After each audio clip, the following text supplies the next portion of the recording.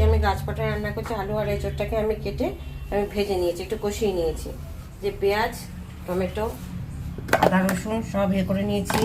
কড়াইতে তেল দিয়ে দিয়েছি। এরপরে এই তেলের মধ্যে দেবো তেজপাতা, জিরে, গোটা গরম মশলা ফোড়ন দেবো। দিয়ে তার পেঁয়াজটাকে ভাজবো, রসুন আদা ভাজবো, তারপরে টমেটোটাকে দিয়ে তারপরে মশলা যা দিয়ে জিরে ধনে যা দেওয়ার দেবো, দিয়ে তারপর ওই ইয়েগুলো এঁচোড়টা এখানে দিয়ে দেবো। দিয়ে তারপরে কষিয়ে জল ঢেলে দেবো, একটু গামাখা হবে। এর মধ্যে কটা দেখো সয়াবিনও দিয়ে দিয়েছি আমি। সয়াবিনটাকে এর মধ্যে ভেজে নিয়েছি। একটু কষিয়ে তেলের উপর কষিয়ে নিলে পরে খেতে খুব ভালো লাগে। চলো রান্না করে আবার তোমাদের দেখাবো কেমন হয়েছে। এ দেখো আমার রান্নাটা হয়ে গেছে। কালারটা কি সুন্দর এসছে দেখো। এই যে আমার পুরো রান্নার লুক। এঁচোড় দিয়ে, আলু দিয়ে, সয়াবিন দিয়ে মাংসের মতো করে